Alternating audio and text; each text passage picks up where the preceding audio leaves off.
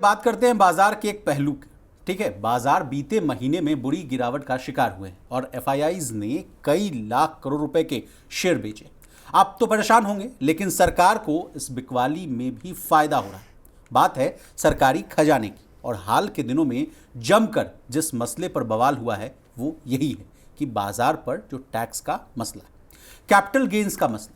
तो ये खबर ये है कि विदेशियों की बिकवाली से केंद्र सरकार के कैपिटल गेन्स कलेक्शन को अच्छा खासा बूस्ट मिलने की उम्मीद है। कैपिटल गेन्स टैक्स पहले से सरकारी रेवेन्यू का एक बड़ा जरिया है और अनुमान बताते हैं कि मौजूदा फिस्कल में सरकार को कैपिटल गेन्स टैक्स से तगड़ी कमाई हो सकती है। फाइनेंशियल ईयर 2023 में सरकार को एलटीसीजी से 86,076 करोड़ रुपए मिले थे।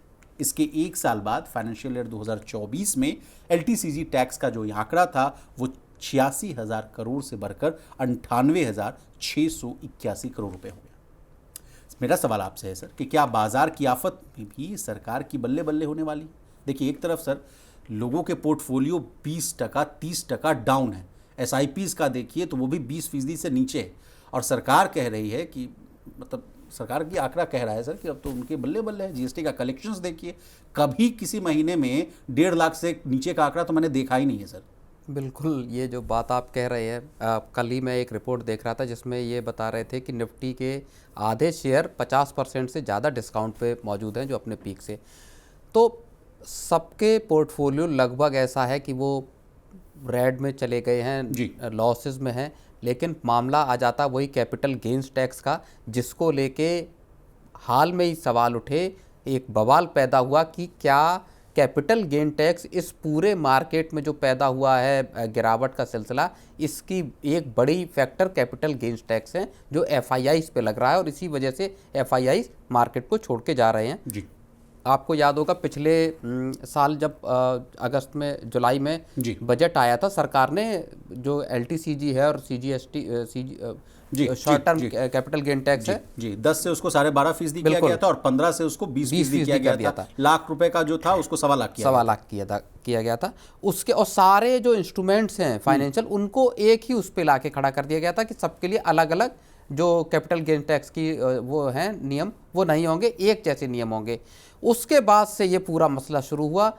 जुलाई के बाद अगस्त और सितंबर तक मार्केट चढ़े, उसके बाद से गिरना शुरू हुआ, और अब हाल में आके समीर अरोड़ा ने कहा कि भारत ऐसा इकलौता देश है जो एफआईआईज पे इस तरह का इतना भारी टैक्स चार्ज कर रहा है। आपको कमाई होती है 10-12 बिलियन डॉलर की, अधिकतम हुई है, और उसके सिलसिले में आपको नुकसान जो है वो लंबे चौड़े अब नजर आ रहे हैं। तो क्या इसको अबॉलिश नहीं कर देना चाहिए, कम से कम एफआईआईज के लिए? तो वही पूरी कहानी है कि जो टैक्स है वहां पे सरकार को, अब सोचिए FY24 में 98,000 करोड़ और उससे एक साल पहले 86,000 करोड़ का रेवेन्यू सरकार को कैपिटल गेन्स टैक्स पे हुआ। इस बार मामला इसलिए भी है क्योंकि बिकवाली भी बहुत तगड़ी हुई है जो फॉरेन इन्वेस्टर्स हैं।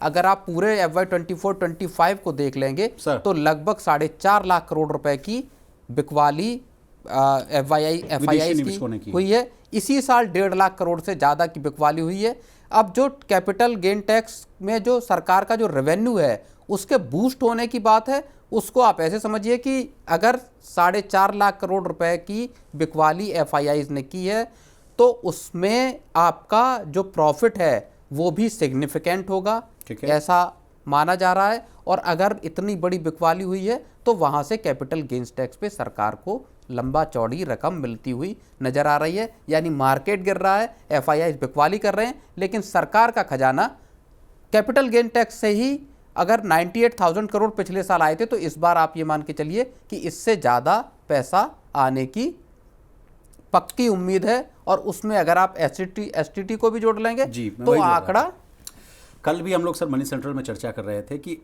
वो देखिए जीरोधा के जो को फाउंडर हैं नितिन कामत, उन्होंने कहा कि 80,000 करोड़ तो छोड़ दीजिए, 40,000 करोड़ भी नहीं आ पाएगा। अब जो नहीं आ पाएगा तो उसका जो भरपाई है इधर से हो जाएगा क्या सर? मैं अब आपसे समझना चाहूँगा। नहीं, अगले साल की कमाई का तो पूरा मामला शुरू होगा नए फिस्कल से। अच्छा। 1 अप्रैल से। इस साल आप देख लीजिए, इस साल तो सरकार को 54-55 हजार करोड़ रुपए सरकार ने बजट में एस्टीमेट दे दिया। अभी जब 1 फरवरी को बजट आया सरकार एसटीटी का एसटीटी का आंकड़ा फरवरी में पिछले साल सरकार ने 37,000 करोड़ रुपए रखा था कि एसटीटी से सरकार को इस साल यानी 2024-25 में 37,000 करोड़ आएंगे। जुलाई में जब बजट पेश हुआ तो सरकार ने कहा नहीं, ये तो और बढ़ जाएगा आंकड़ा। लेकिन अब जब 12 जनवरी तक का आंकड़ा आया तो वो 44,000 करोड़ का एसटीटी तो सरकार को मिल चुका है। ठीक है। अब उसके ऊपर आप चले जाइए फरवरी और मार्च के 2 महीने, और यानी सरकार ने फिर जब बजट पेश किया तो उसमें कहा कि लगभग हमको 54,000 करोड़ रुपए अकेले एसटीटी से मिलेंगे। अगर लाख करोड़ रुपए भी आपको कैपिटल गेन टैक्स से मिलता है तो आप समझिए कि लगभग 1.5 लाख करोड़ रुपए का रेवेन्यू सरकार की किटी में आने वाला है, केवल और केवल एसटीटी और ये आपका कैपिटल गेन्स टैक्स के जरिए। सर एक और बात आप हमारे व्यूअर्स को बहुत ही आसान भाषा में समझा दीजिए। मान लीजिए किसी व्यूअर को ये चीज़ ना समझ आ रही हो कि देखिए, एक तो एफआईआईज़ भारी भरकम बिकवाली कर रहे हैं और बिकवाली कर रहे हैं, बेच रहे हैं, और सरकार को कैसे मुनाफा हो रहा है। तो ये वाला जो कोरिलेशन एक बार फिर से मैं आपसे चाहूँगा कि आप समझा दीजिए, कैसे वो बेच रहे हैं तो आप कह रहे हैं कि उनको मुनाफा हो रहा है तो बेच रहे हैं, तो क्या एफआईआईज़ जो लंबी गेम खेलते हैं क्या उसके पीछे ये वाला फैक्टर है? नहीं, इसको तो बिल्कुल सिंपल वे में आप समझ लीजिए कि कोई भी शख्स बाजार में पैसा लगा रहा है। मान लीजिए आपने 10 रुपए में कोई चीज खरीदी, अब आपने उसको 20 रुपए में बेच दिया। ठीक है, आपने उसको 2 साल 2.5 साल होल्ड किया। आप इस चीज को एक तरह से और समझिए कि पिछले 5 साल में मार्केट में बुल रन हमने देखा है, और मार्केट में जो कोविड के टाइम पे 1 रुपए की चीज थी वो 10 रुपए की चीज हुई, यानी 200, 400, 500, 1000% शेयर भागे। जिनको जानकारी नहीं थी स्टॉक मार्केट की, जो नौसिखिए थे, जो अनुभवहीन थे, उन्होंने भी मार्केट में जिस शेयर में पैसा लगाया वहां लंबा चौड़ा प्रॉफिट हुआ, और इसी वजह से एक के बाद एक लोग मार्केट में आते गए, बिना नॉलेज के इन्वेस्ट किया गया। यहाँ तक कि आप F&O में भी अगर आप इन्वेस्टमेंट को देखें तो लोगों ने आंख बंद करके फ्यूचर्स एंड ऑप्शंस पे पैसे लगाए बिना जानकारी के, बिना पढ़े, और उसका नतीजा ये हुआ कि सेबी को बार बार आगाह करना पड़ा, F&O के लिए नियम नए लाने पड़े, उसमें सख्ती करनी पड़ी, कहना पड़ा कि साहब 100 में से 93 को तो लॉस हो जाता है, आप इससे दूर रहें तो ही अच्छा है, खासतौर पर छोटे निवेशक। जी। अब आपने जो बात कही कि जो कि बिकवाली कर रहे हैं और उनको प्रॉफिट हो रहा है, तो मैं समझना चाह रहा हूं सर कि जैसे जो वीकर हैंड्स होते हैं वो तो हॉट मनी के फेयर में रहते हैं कि जैसे 1 रुपया 2 रुपया 5 रुपया 10 रुपया प्रॉफिट हुआ निकाल के भेज दो। लेकिन एफआईआईज़ तो मोटी रकम लगाते हैं ना सर, तो वो सोचते हैं कि मोटा जब तक मुनाफा ना बांध ले तब तक क्यों ही बेचना। तो क्या ये कारण अहम है सर कि वो प्रॉफिट में है इसलिए उसको कैपिटल गेन्स टैक्स पर? नहीं, ज्यादातर जानकार ये मानते हैं कि जो छोटे इन्वेस्टर हैं, जो रिटेलर हैं, उनको ये नहीं पता होता कि एग्जिट कब करना है। एंट्री तो पता होती है, एंट्री तो वो तब करते हैं जब पीक होता है अमूमन, जब चढ़ रहा होता तब उनके पास खबर पहुंचती कि ये तो शेयर चढ़ रहा है, इसने 1 साल में 150% का रिटर्न दे दिया। अब वो आप उस टाइम पे एंट्री की, उसके बाद से मार्केट गिरने लगा, शेयर गिरने लगा, अब आपको पता नहीं है कि यहाँ से एग्जिट कब करना है, या लॉस में, हल्के लॉस में आपको एग्जिट कर लेना है और बड़े लॉस से बचना है। तो छोटे निवेशक यहाँ बड़े पैमाने पर ट्रैप हुए इस तरह से मार्केट में।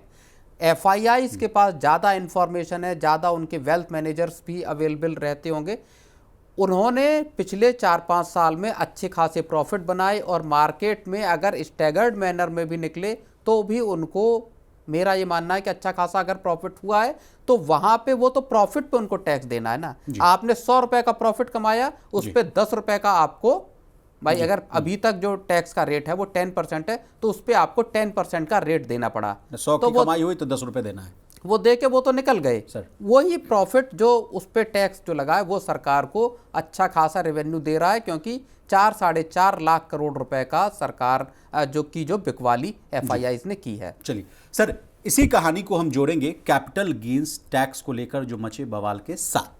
आपको याद होगा सर कि बिजनेस स्टैंडर्ड के एक प्रोग्राम में दिग्गज इन्वेस्टर और हेलियोस कैपिटल के को फाउंडर समीर अरोड़ा ने एफआईआईज़ पर भारत में लगने वाले टैक्स को लेकर सवाल उठाया था।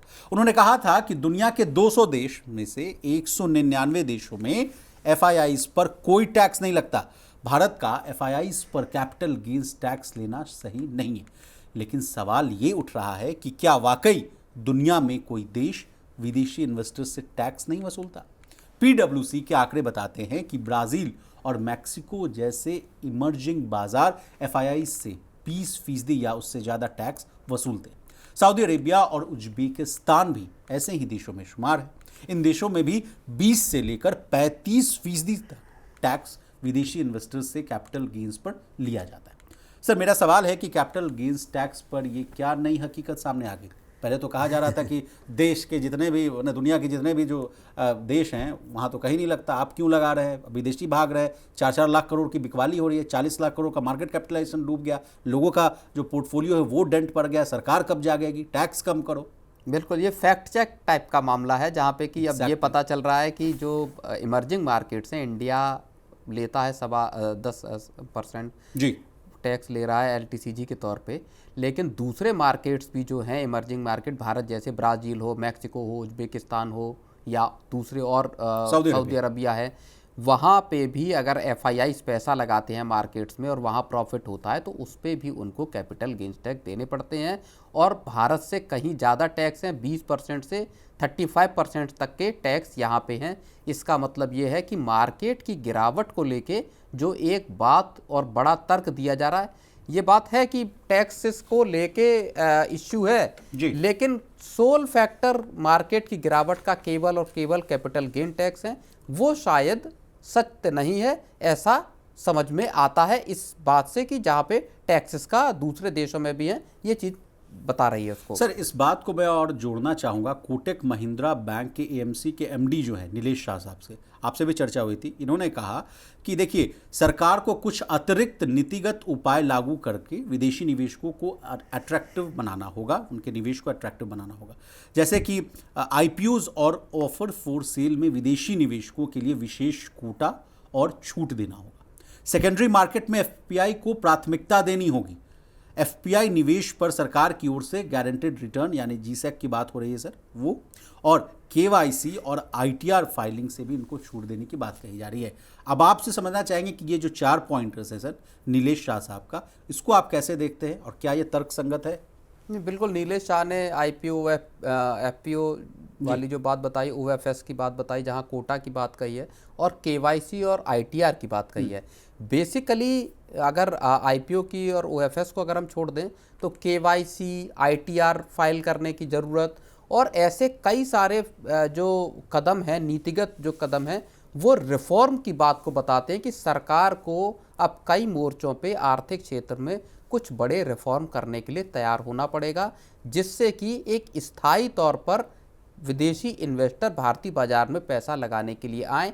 नीतियों को उदार और नीतियों को आसान बनाना पड़ेगा। केवाईसी के जो रूल्स हैं, नॉर्म्स हैं, वो पिछले कुछ वक्त में बहुत सख्त किए गए हैं। मनी लॉन्ड्रिंग को लेके और दूसरी चीज़ों को लेके सख्ती बरती गई है और इसकी जद में एफआईआईज़ भी आ गए हैं। तो वो जो पूरी एक कहानी है, वहाँ पे रिफॉर्म का पूरा मामला सामने आ जाता है। गवर्नमेंट को अब रिफॉर्म की तरफ आगे कदम बढ़ाने होंगे और वहीं से मुझे लगता है कि एफआईआईज़ को जो बाकी फैक्टर हैं, मान लीजिए जो अमेरिका का फैक्टर है एक बड़ा इस वक्त, टैरिफ की चीज़ है, अमेरिका का मार्केट जो विदेशी इन्वेस्टर्स को ज़्यादा आकर्षक लग रहा है, चीन का बाजार ज़्यादा आकर्षक लग रहा है, वहाँ भारत को अपना दिखाना होगा कि भारत किस तरह से रिफॉर्म कर रहा है, भारतीय बाजार किस तरह से अट्रैक्टिव और ल्यूक्रेटिव है।